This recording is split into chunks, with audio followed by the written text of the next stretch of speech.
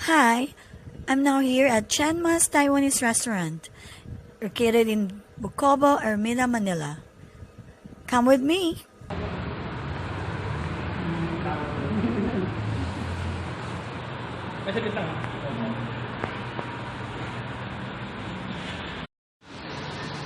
This is the second floor. Oo nga. Kaya 70 yung capacity.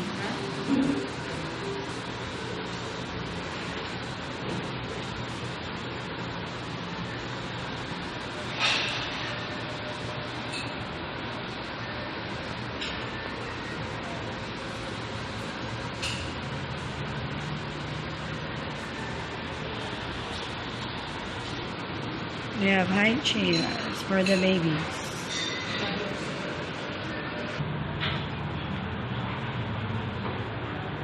So, first floor, one floor.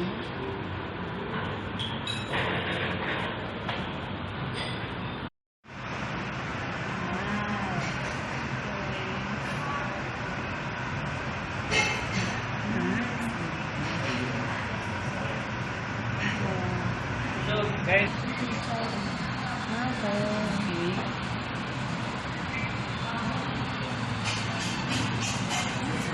Musok pa.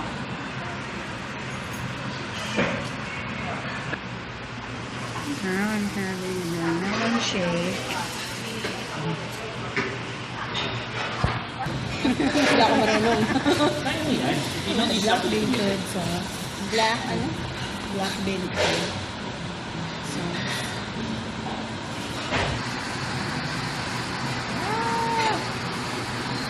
Ay, gusto ko pula ng picture. hindi ko entire your mouth completely. Tahul. Wow, the mushroom xiaolong bao.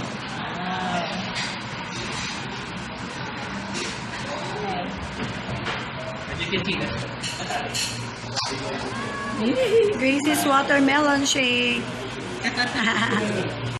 Ayan, taro for every 800 pesos sa table bill, you get one free taro for. It's best when it's cool. Pwede rin nga. This is the Chanma's shrimp fried rice. Sarap. Oh, yummy. photoshoot din po. This is the Taiwan fried rice. Ano yung toppings na sa iba? Taiwan ano ma'am? Taiwan sausage po. Taiwan sausage. Ito yung sa shrimp. Taiwan sauce. The 3 cups chicken. 3 cups chicken. 1, 2, 3. Your best seller. Kawali. Bang, oh my gosh. Na-record mo yun.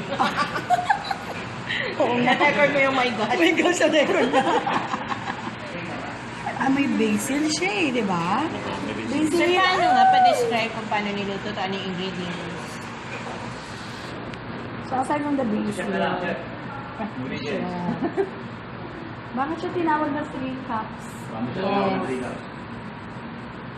Chef, come here.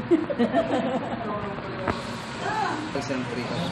Bakit po Sa 3 Taiwanese cups? style kasi ingredients niya 3. Tapos pagluto ma'am, 2 proseso siya pagluto. Paano ilutuin? Pagluluto siya, una doon sa kawali na malaki. Pangalawa sa maliit na hotpot. So, mainly, ano po yung pinaka-main ingredient niya talaga? Ingredients ko, bawang, luya. Yung saka dito po, sisig. Kasi amoy ano siya, base niya. Yung, ano yung sabi sa basil? May sauce na Taiwanese sauce ba? Taiwan sauce. Taiwan sauce. Ayun. So, isa rin po siya sa bestseller. Ito sa ma'am, yan po yung pinaka-number 1 namin sa main dish ma'am. Okay. Okay. So, yun yung bestseller nila. The Taiwan fried rice, shrimp fried rice, Lagyan natin ito ma'am. chop 3 cups chicken. Chow time. Ay, Kain ka na, Grace. Kain na. IG swallow. Chow time.